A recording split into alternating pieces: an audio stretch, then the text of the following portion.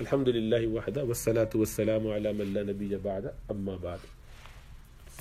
تذکرہ تابعین میں طاؤس بن کیسان رحمۃ اللہ علیہ، وہ نور ہدایت کا پانے کے لیے 50 نجوم ہدایت کے پاس گیا تو انہوں نے اس پر نور کی بارش کر دی اور اس کے ہر طرف نور ہی نور کر دیا، اس کے دل میں بھی نور، زبان میں بھی نور اور اس کے سامنے بھی نور۔ مدرسہ محمدیہ صلوات اللہ علیہ وسلم کہ ان 50 بلند پایا اساتذہ سے کسب فیض کیا تو ایمان کی پختگی، بات کی سچائی، متاع دنیا سے بے پرواہی، فنا فی مرضات اللہ اور کلمہ حق کے ببانگ دوہل اظہار کی جرأت رندانہ جیسی خوبیوں میں یہ شخص صحابہ رسول صلی اللہ علیہ وسلم کی تصویر بن گیا، کیونکہ اسے تو مدرسہ محمدیہ نے یہ درج دے رکھا تھا کہ دین خیر خواہی کا نام ہے، ایسی خیر خواہی جو اللہ کے لیے، اس کی کتاب کے لیے، اس کے رسول کے لیے، ائمہ مسلمین کے لیے اور عامۃ المسلمین کے لیے ہو۔ اور اس کے ذاتی تجربے نے اسے اس نتیجے پر پہنچا دیا تھا کہ معاشرے کے تمام تر صلاح کا آغاز حکمرانوں سے ہوتا ہے اور انہی پر اختتام پذیر ہوتا ہے، کیونکہ جب حکمران درست ہو جائے تو رعایا بھی درست ہو جاتی ہے، اور حکمران فساد عمل کا شکار ہو جائے تو رعایا بھی بے عملی کی راہ پر چل پڑتی ہے۔ یہ شخص جس کی یہ خوبیاں بیان کی جا رہی ہیں ذکوان بن کیسان ہیں، جنہیں طاؤس کا لقب دیا گیا۔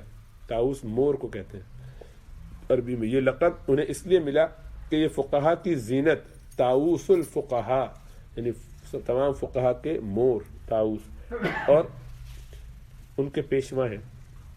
طاؤس بن کیسان یمن کے رہنے والے تھے اور ان دنوں حجاج بن یوسف ثقفی کا بھائی محمد بن یوسف ثقفی یمن کا گورنر تھا۔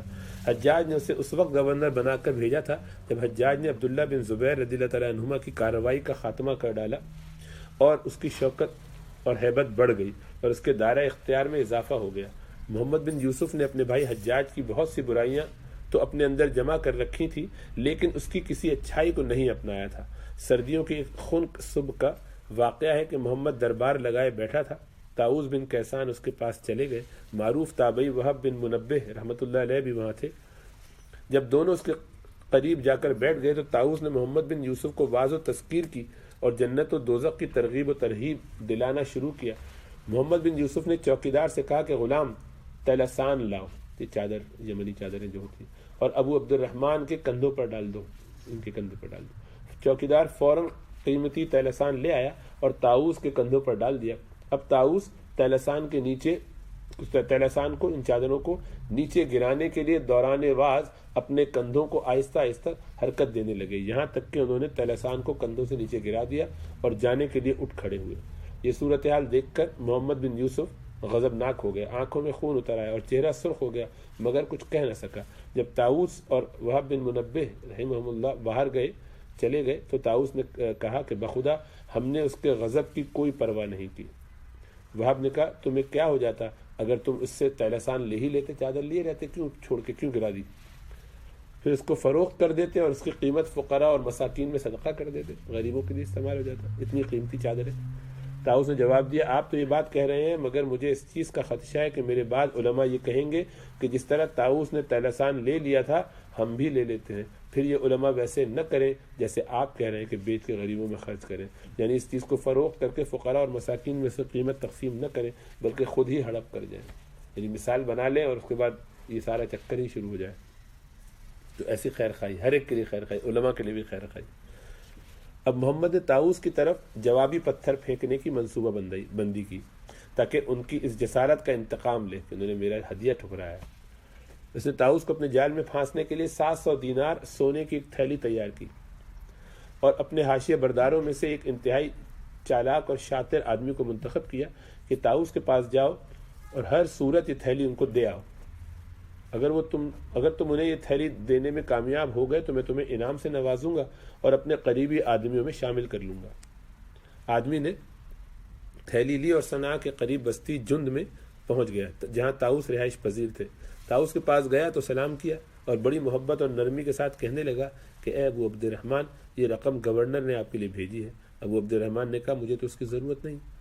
اب اس آدمی نے ہر ہیلہ آزمایا اور ہر دلیل پیش کی کہ وہ یہ رقم لے لے، مگر طاؤس کی طرف سے انکار ہی سامنے آیا۔ جب اس نے محسوس کر لیا کہ کسی بھی طرح طاؤس یہ رقم لینے والے نہیں ہیں تو اس نے موقع پا کر طاؤس کی بے خبری میں اس تھیلی کو دیوار کے روشن دان میں پھینک دیا اور واپس آ کر گورنر سے کہا کہ جناب امیر طاؤس جناب امیر طاؤس نے وہ تھیلی لے لی۔ محمد بن یوسف نے یہ خبر سنی تو بہت خوش ہوا اور کچھ عرصے اس بارے میں خاموشی اختیار کیے رکھی کہ ایک دن اپنے 2 حواریوں اور اس آدمی کو جو تھیلی لے کر گیا تھا حکم دیا کہ طاؤس کے دربار میں جاؤ، ان کے پاس جاؤ اور کہو کہ امیر کے قاصد سے غلطی ہو گئی، دراصل وہ رقم کسی اور کو دینا تھی مگر وہ آپ تک پہنچا دی گئی اور ہم وہ رقم واپس لینے آئے ہیں تاکہ اس کے مالک کو پہنچا دیں۔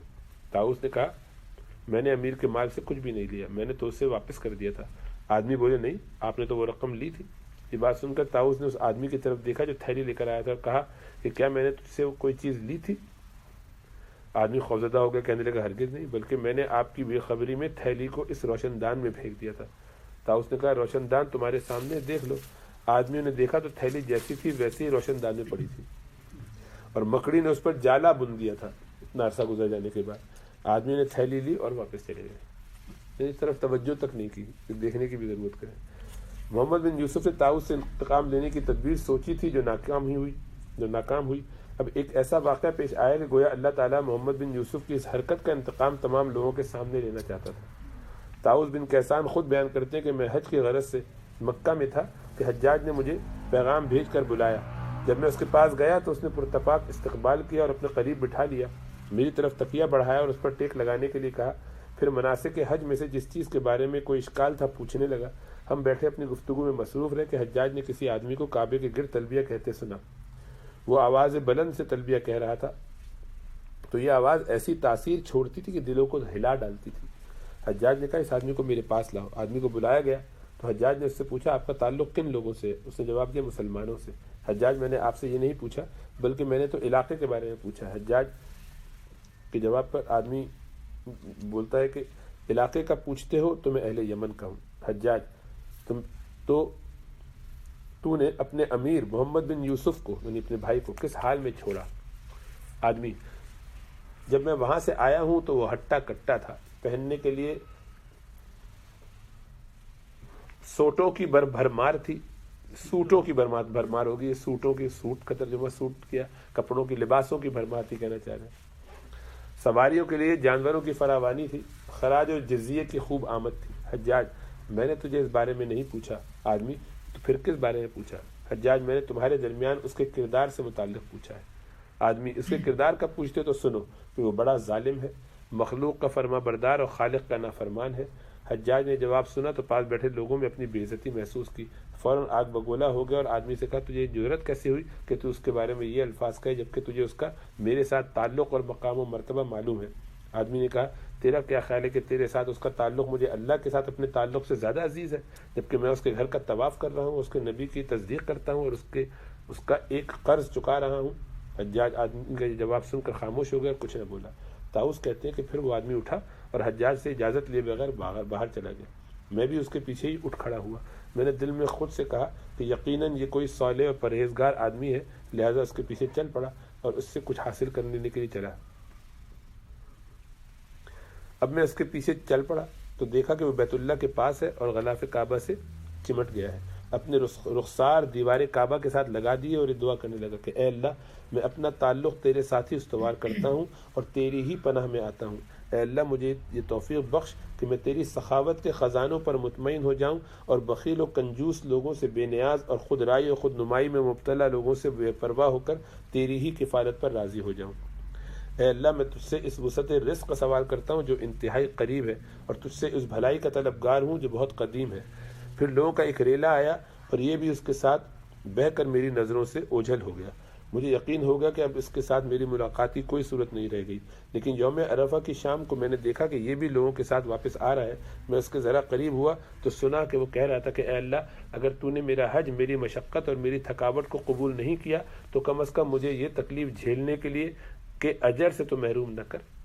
پھر وہ آدمی لوگوں میں جا داخل ہوا، ادھر اندھیرا بھی چھا گیا تو وہ دوبارہ مجھ سے اوجھل ہو گیا۔ جب میں اس سے ملنے سے بالکل مایوس ہو گیا تو میں نے دعا کی کہ اے اللہ میری اور اس کی دعا قبول فرما، میری اور اس کی امید پوری فرما۔ جس روز قدم ڈگمگا جائیں گے یعنی قیامت کے دن، اس دن میرے اور اس کے قدموں کو ثبات عطا فرما اور حوض کوثر پر ہمیں اکٹھا فرما۔ اے مہربانوں پر مہربانیاں کرنے والے میری دعا قبول فرما۔ ایک بار خلیفہ سلیمان بن عبد الملک نے حج کے ارادے سے اطراف کعبہ میں جا کر قیام کیا اور طواف کر کے اپنے شوق کی آتش کو ذرا ٹھنڈا کیا تو اپنے نوکر سے کہا کہ کسی عالم کو تلاش کرو جو ہمیں مسائل دین سمجھائے اور اللہ تعالیٰ کے ان محبوب اور عزیز دنوں میں یعنی حج کے دنوں میں ہمیں واعظ و تذکیر کرے۔ نوکر نے حج کے لیے آئے لوگوں میں سے جا کر ایسے عالم کے بارے میں پوچھا جو خلیفہ کی خواہش پوری کر سکے، تو لوگوں نے کہا یہ طاؤس بن کیسان ہے، اپنے ہم اثر رفقا کے ساتھ ان سب کے سردار ہیں فقہا کے، دعوت اللہ کے موضوع پر سب سے زیادہ سچی بات یہی کر سکتے ہیں، آپ انہیں لے جائیے۔ نوکر طاؤس کی طرف متوجہ ہوا اور اس سے کہا کہ شیخ امیر المومنین کی دعوت قبول کیجیے۔ طاؤس بغیر کسی حیل و حجت کے وہاں جانے کے لیے رضامند ہو گئے۔ دراصل طاؤس ایمان رکھتے تھے کہ داعیان اللہ کو دعوت اللہ کا جو بھی موقع ملے اسے غنیمت جاننا چاہیے اور اس کو ضائع نہیں کرنا چاہیے۔ انہیں اس طرح کے موقع کا اشارہ بھی ملے تو آگے بڑھ کر اس سے فائدہ اٹھانا چاہتے تھے۔ یہ وہ یقین بھی رکھتے تھے کہ سب سے بہترین بات وہ ہے جو ارباب حکومت کی کج روی کو سیدھا کرنے، انہیں ظلم و جور سے روکنے اور اللہ کے قریب کرنے کے لیے کی جائے۔ طاؤس اس نوکر کے ساتھ چل پڑے، امیر المومنین کے پاس پہنچ کر ان کو سلام کیا، انہوں نے بھی سلام کا بہترین جواب دیا، اپنے مہمانوں کے شایان شان استقبال کیا اور اپنے قریب بٹھایا۔ پھر مناسک حج کے بارے میں اشکالات سے متعلق سوالات کرنے لگے۔ طاؤس جواب دیتے تو بڑی ادب اور احترام کے ساتھ خاموشی سے سنتے۔ طاؤس کہتے ہیں کہ جب میں نے محسوس کیا کہ اب ان کے سوالات پورے ہو چکے اور کوئی بات ایسی نہیں رہ گئی جو یہ مزید پوچھیں گے، تو میں نے اپنے دل میں ہی اپنے آپ سے کہا کہ اے طاؤس، یہ وہ مجلس ہے جس کے بارے میں اللہ تعالیٰ تجھ سے پوچھیں گے اور کہ تو نے وہاں اپنی ذمہ داری ادا کی تھی یا نہیں۔ یہ سوچ کر میں ان کی جانب متوجہ ہوا اور کہا کہ اے امیر المومنین، قعر جہنم میں ایک کنویں کے کنارے پر ایک پتھر ہے، اس پتھر کو جہنم کی بالائی حصے سے گرایا گیا تو وہاں تک پہنچنے میں یعنی اس کی سطح تک پہنچنے میں، گہرائی میں پہنچنے میں اسے 70 سال لگے۔ امیر المومنین، کہ آپ کو معلوم ہے کہ اللہ تعالیٰ نے یہ کنواں کن لوگوں کے لیے تیار کر رکھا ہے؟ سلیمان نے بغیر کچھ سوچے جواب دیا کہ مجھے نہیں معلوم۔ پھر انہوں نے عادتاً کہا کہ تم ہلاک ہو جاؤ، یہ کنواں کس کے لیے تیار ہے؟ میں نے کہا کہ اللہ تعالیٰ نے یہ کنواں اس شخص کے لیے تیار کیا ہے جس کو اس نے اپنی حکومت میں حصے دار بنایا ہو، یعنی اس کو دنیا میں سرداری اور حکمرانی عطا کی ہو، تو اس شخص نے اپنی حکمرانی کی بنا پر ظلم اور جور سے کام لیا ہو۔ یہ بات سن کر سلیمان پر کپ کپی طاری ہو گئی۔ مجھے خدشہ ہوا کہ کہیں ان کی روح ہی نہ پرواز کر جائے۔ وہ روتے جاتے تھے اور اس قدر ہچکیاں لے لے کر رو رہے تھے کہ اپنے دل کے تار ہی نہ کاٹ ڈالیں۔ اب میں ان سے رخصت ہوا اور وہ میرے لیے جزائے خیر کی دعا کر رہے تھے۔ جب عمر بن عبدالعزیز خلیفہ بنے تو انہوں نے طاؤس کی طرف پیغام بھیجا، اے ابو عبد الرحمن، مجھے نصیحت کیجیے۔ طاؤس نے صرف ایک سطر میں ان کو جوابی خط لکھا جس میں لکھا تھا کہ جب آپ یہ چاہیں کہ آپ کے سارے کام خیر و بھلائی پر استوار ہوں تو اہل خیر سے مدد لیں، والسلام۔ عمر نے خط پڑھا تو پکار اٹھے کہ یہی نصیحت کافی ہے، یہی نصیحت کافی ہے۔ جب بھی کوئی کام کرنا ہو تو بڑوں سے اپنے خیر سے مشورہ کرو۔ خلیفہ ہشام بن عبد الملک کے ساتھ بھی طاؤس کے کئی مشہور و معروف واقعات مذکور ہیں۔ ایک دفعہ یوں ہوا کہ ہشام حج کے لیے مکہ آیا، حرم میں داخل ہوا تو اہل مکہ میں سے اپنے خاص لوگوں سے کہا کہ ہمارے ساتھ ملاقات کے لیے کسی صحابی رسول کو تلاش کرو۔ لوگوں نے کہا صحابہ رسول تو یکے بعد دیگر دنیا سے جا چکے، اب ان میں سے کوئی باقی نہیں۔ اس نے کہا کہ پھر کسی تابعی کو بلا لاؤ۔ لوگ طاؤس بن کیسان کو بلا لائے۔ جب طاؤس ہشام کے پاس گئے تو اس کے قالین کے اوپر ہی ایک کنارے پر اپنے جوتے اتار دیے، اسے امیر المومنین کہے بغیر سلام کیا، اس کی کنیت کے بغیر اس کا نام لے کر اس کو مخاطب کیا اور اس کی اجازت کے بغیر ہی بیٹھ گیا۔ ہشام نے یہ منظر دیکھا تو آتش غضب سے جل اٹھا کہ اس کے پاس لوگوں کی موجودگی میں میرے اقتدار اور اختیار اور ہیبت اور رعب کے ہوتے ہوئے اس نے یہ جرأت کی۔ ہشام کو یہ بھی یاد نہیں تھا کہ وہ حرم میں موجود ہے، اس لیے اس نے اپنی عادت کے مطابق طاؤس سے کہا کہ طاؤس، تمہیں کس چیز نے اس حرکت پر آمادہ کیا؟ طاؤس، کون سی حرکت؟ خلیفہ نے طاؤس کا جواب سنا تو اور غضبناک ہو گیا، کہنے لگا تو نے میرے قالین کے کنارے پر آ کر جوتے اتارے، مجھے امیر المومنین کہے بغیر سلام کیا، میری کنیت کے بغیر میرا نام لے کر مجھے مخاطب ہوا اور میری اجازت کے بغیر ہی بیٹھ گیا۔ طاؤس نے بڑے سکون سے جواب دیا، جہاں تک تیرے قالین کے کنارے پر جوتے اتارنے کی بات ہے تو میں تو روزانہ اپنے رب کے سامنے 5 مرتبہ یہ جوتے اتارتا ہوں، وہ تو مجھ پر کوئی عتاب کرتا ہے نہ ہی کوئی غضبناک ہوتا ہے۔ اور تیرا یہ کہنا کہ تجھے امیر المومنین کہہ کر میں نے سلام نہیں کیا، تو میں نے ایسا اس لیے کیا کہ تمام لوگ تیری عمارت پر راضی نہیں ہیں اور مجھے یہ ڈر تھا کہ میں تجھے امیر المومنین کہہ کر جھوٹ کا مرتکب نہ ہو جاؤں۔ سارے مومنین کا تو امیر نہیں ہے، سب تجھے نہیں مانتے اپنا امیر۔ اور تیرا یہ مواخذہ کہ میں نے تجھے کنیت کے ساتھ نہیں بلکہ نام کے ساتھ مخاطب کیا تو اس لیے کہ اللہ تعالیٰ نے اپنے انبیاء کو ان کے نام کے ساتھ مخاطب فرمایا ہے، یا داؤد، یا یحییٰ، یا عیسیٰ، جبکہ اپنے دشمنوں کا ذکر کنیت کے ساتھ کیا کہ تبت یدا ابی لہب، ابو لہب دشمن تھا تو اس کو کنیت سے کہا، اور اپنے نبیوں کو اللہ نے یا ان کا نام لے کر کہا، تو میں نے تو اس پر عمل کیا۔ رہی آپ کی یہ بات کہ میں آپ کی اجازت سے قبل بیٹھ گیا ہوں، تو اس کا جواب یہ ہے کہ میں نے امیر المومنین حضرت علی رضی اللہ تعالیٰ عنہ کو فرماتے سنا ہے کہ جب آپ کسی جہنمی آدمی کو دیکھنا چاہتے ہو تو ایسے آدمی کو دیکھ لیں جو خود تو بیٹھا ہو اور لوگ اس کے ارد گرد حلقہ بنائے کھڑے ہوں، لہٰذا مجھے یہ پسند نہیں کہ آپ کا شمار ان آدمیوں میں ہو جو جہنمی ہیں، اس لیے میں خود بیٹھ گیا تاکہ سارے لوگ جو کھڑے نا میں تو بیٹھ جاؤں گا۔ ہشام نے طاؤس کے جوابات سنے تو شرمندہ ہو گیا اور سر جھکا لیا، پھر سر اٹھاتے ہوئے کہا اے ابو عبد الرحمن مجھے کچھ نصیحت کیجیے۔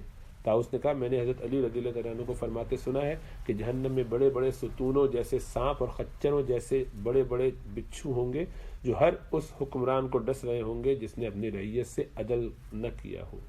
طاؤس یہ کہہ کر اٹھے اور چلے گئے۔ اس طرح طاؤس بعض ارباب اختیار کو تذکیر و موعظت کیا کرتے تھے اور دعوت قبول کرتے تھے، اسی طرح وہ بعض تنبیہ کی خاطر تذکیر و نصیحت نہیں کرتے تھے، ان کے بیٹے کا بیان ہے کہ ایک بار ہم یمن سے حج کے لیے نکلے، دوران سفر راستے میں ایک شہر میں ٹھہرے جہاں کے گورنر کا نام ابن نجیح تھا۔ یہ شخص ابن نجیح یہ بدترین حکومتی کارندوں میں سے تھا، حق کے خلاف اس کی دیدہ دلیری اور باطل پر ڈٹائی انتہا کو پہنچی ہوئی تھی۔ ہم وہاں کی مسجد میں نماز کی ادائیگی کے لیے چلے گئے، ابن نجی کو معلوم ہوا تو وہ بھی مسجد میں آ گیا اور طاؤس کے سامنے جا بیٹھا، سلام کہا، انہوں نے سلام کا جواب نہ دیا اور اس کی طرف سے رخ پھیر کر دوسری جانب کر لیا۔ وہ اٹھ کر دائیں جانب ان کے سامنے چلا گیا اور ان سے بات کرنے کی کوشش کی، لیکن انہوں نے اس جانب سے بھی رخ پھیر لیا۔ جب وہ اس طرف آیا اور بات کرنا چاہی تو انہوں نے اس سے بھی رخ پھیر لیا۔ میں نے جب یہ صورتحال دیکھی تو اٹھ کر ابن نجیح کے پاس گیا اور اس کی طرف ہاتھ بڑھا کر اس کو سلام کیا اور کہا کہ میرے والد آپ سے واقف نہیں ہیں اس لیے ایسا کر رہے ہیں۔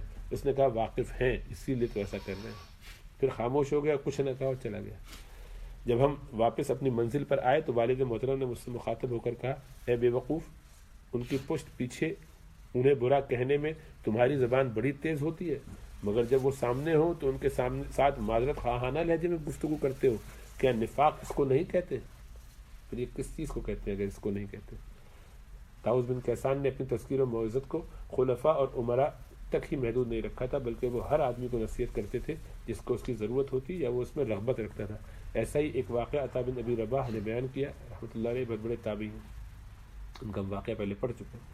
وہ کہتے ہیں کہ طاؤس بن کیسان نے ایک بار مجھے کسی ایسی کیفیت میں دیکھا جو ان کو خوش نہ کر سکی، تو کہنے لگے اے عطا، اپنی ضروریات اس کے پاس نہ لے کر جاؤ جس نے تمہاری وجہ سے اپنے دروازے بند کر رکھے ہوں اور وہاں چوکیدار بٹھا رکھے ہوں، بلکہ اپنے حوائج اس ذات کے سامنے پیش کرو جس نے اپنے دروازوں کو تمہارے لیے کھلا چھوڑ رکھا ہے اور تم سے مطالبہ کر رہے ہیں کہ اس سے مانگو اور وعدہ کرو کہ تم اس سے مانگو تو وہ تمہیں عطا فرمائیں گے۔ طاؤس نے اپنے بیٹے سے کہا کہ بیٹا، اہل عقل کے پاس بیٹھو، تمہارا تعلق اور انتساب ان کی طرف ہوگا، خواہ تمہارا شمار ان میں نہ ہو، اور جاہلوں سے دور رہو کہ اگر تم ان کے پاس بیٹھو گے تو تمہارا تعلق ان کے ساتھ ہی بیان کیا جائے گا، خواہ تم ان میں سے نہ ہو، اور جان رکھو کہ ہر چیز کا ایک بہترین درجہ ہوتا ہے اور آدمی کا بہترین درجہ یہ ہے کہ اس کا دین مکمل اور اخلاق با کمال ہو۔ کیونکہ ان کے بیٹے عبداللہ نے تربیت کے اس ماحول میں پرورش پائی تھی جو ان کے باپ نے قائم کر رکھا تھا، لہٰذا وہ بھی اپنے باپ کے اخلاق سے آراستہ اور ان کی سیرت سے پیراستہ ہو گئے تھے۔ ایک بار خلیفہ ابو جعفر منصور نے عبداللہ بن طاؤس اور معروف تابعی مالک بن انس سے استدعا کی، امام مالک، کہ وہ ان سے ملاقات کرنا چاہتا ہے۔ عبداللہ بن طاؤس اور مالک بن انس، امام مالک، اس کی درخواست پر ان کے پاس چلے گئے۔ جب دونوں بیٹھ گئے تو منصور نے عبداللہ بن طاؤس کی طرف متوجہ ہو کر کہا کہ کوئی بات سنائیے جو تمہارے والد طاؤس تمہیں سنایا کرتے تھے۔ عبداللہ نے کہا کہ میرے باپ نے مجھ سے بیان کیا کہ قیامت کے روز لوگوں میں سے شدید ترین عذاب اس آدمی کو ہوگا جسے اللہ نے اپنے اقتدار میں شریک کیا، یعنی اس کو حکمران بنایا تو اس نے اپنی حکمرانی میں ظلم اور جور کو داخل کر دیا۔ مالک بن انس کہتے ہیں کہ جب میں نے یہ بات سنی تو اپنے کپڑے سمیٹ لیے کہ ابھی اس پر تلوار کا وار کرے گا، کار ہونے والا ہے اور اسے قتل کیا جائے گا تو خون کے چھینٹے مجھ پر پڑ جائیں گے، برابر میں بیٹھے۔ مگر ابو جعفر منصور کچھ دیر کے لیے خاموش رہا، پھر سلام کہہ کر ہمیں واپس بھیج دیا۔ طاؤس بن کیسان نے طویل عمر پائی، یہاں تک کہ 100 سال سے کچھ اوپر ہو چلے، مگر بڑھاپے اور کبر سنی، یعنی کبر سنی کا مطلب بڑی عمر میں ان کے ذہن کی صفائی، سوچنے کی طاقت اور بولنے کی بدولت روانی کو ذرا بھی متاثر نہیں کیا تھا ان کی بڑی عمر میں، کبر سنی نے۔ عبداللہ شامی بیان کرتے ہیں کہ میں طاؤس سے ملنے کے لیے ان کے گھر گیا اور میں نے پہلے انہیں دیکھا نہیں تھا، دروازہ کھٹکھٹایا تو اندر سے ایک بوڑھا آیا، میں نے سلام کیا، پوچھا کہ کیا طاؤس بن کیسان آپ ہی ہیں؟ اس نے جواب دیا نہیں، بلکہ میں ان کا بیٹا ہوں۔ بیٹا اتنے بوڑھے شخص سے۔ میں نے کہا اگر آپ ان کے بیٹے ہیں اور اس قدر بوڑھے ہو چکے ہیں تو مجھے یقین نہیں آتا کہ ان کی شدھ بدھ بھی قائم ہوگی، سمجھ بوجھ ہوگی، جبکہ میں تو بڑی دور سے اکتساب علم کے خاطر ان کے پاس آیا۔ انہوں نے جواب دیا نامراد کتاب اللہ کا علم رکھنے اور اس پر عمل کرنے والے فساد عقل میں مبتلا نہیں ہوتے، تو ان کے پاس چلے جاؤ۔ میں ان کے پاس گیا تو سلام کہہ کر عرض کیا کہ میں بڑی دور سے حصول علم اور واضح تذکیر کی خاطر آپ کی خدمت میں حاضر ہوا ہوں۔ انہوں نے فرمایا اختصار کے ساتھ جو پوچھنا چاہتے ہو پوچھ لو۔ میں نے کہا انشاءاللہ اپنی استعداد کے مطابق اس اختصار سے کام لوں گا، یعنی سمرائز کر کے کنسائز بات کروں گا۔ پھر طاؤس خود ہی گویا ہوئے، کیا میں تمہیں تورات، زبور، انجیل اور قرآن کی تعلیمات کا خلاصہ نہ بتا دوں؟ میں نے کہا بتا دیجیے۔ طاؤس نے کہا اللہ تعالیٰ سے اس قدر ڈرو کہ تم سے زیادہ دنیا کی کوئی چیز اللہ سے ڈرنے والی نہ ہو، یعنی اتنا ڈرو کہ تم سے زیادہ کوئی اللہ سے ڈرنے والا نہ رہ جائے، اور اللہ سے اپنے اس خوف کی بنا پر انتہائی امید رکھو اور لوگوں کے لیے وہی پسند کرو جو اپنے لیے پسند کرتے ہو۔ یہ نصیحت ساری کتابوں کا خلاصہ۔ 106 ہجری کے 10 ذوالحجہ کی رات کو جب معمر طاؤس بن کیسان نے 40ویں بار حاجیوں کے ہمراہ مزدلفہ سے واپس ہو کر اس کے دامن میں پڑاؤ ڈالا اور عشاء کی نماز ادا کر کے کچھ دیر آرام کی غرض سے پہلو زمین پر ٹکایا تو فرشتہ اجل نے آ لیا اور طاؤس اہل وطن سے دور اللہ کا قرب حاصل کرتے ہوئے اس کے اجر و ثواب کی امید لگائے، احرام باندھے، تلبیہ کہتے گناہوں سے پاک اس طرح اپنے رب سے جا ملے جس طرح ان کی ماں نے ان کو اللہ کے فضل سے گناہوں سے پاک جنم دیا تھا۔ صبح تو انہیں دفن کیا جانا تھا، لیکن ان کی میت کے گرد خلق کے ہجوم کے باعث جنازہ ہی نہ اٹھایا جا سکا۔ یہ صورتحال دیکھ کر مکہ کے گورنر نے فوج کو حکم دیا کہ وہ لوگوں کے ہجوم کو جنازے سے پیچھے ہٹائیں تاکہ ان کی تدفین ہو سکے۔ طاؤس کی نماز جنازہ خلق کثیر نے ادا کی، جن کی تعداد اللہ ہی جانتا ہے۔ خلیفہ ہشام بن عبد الملک بھی اس جنازے میں شریک تھے، رضی اللہ تعالیٰ عنہم ورضوا عنہ۔ اللہ ان بزرگوں کی محبت دل میں پیدا فرمائے اور ان کے ساتھ ہمارا حشر فرمائے۔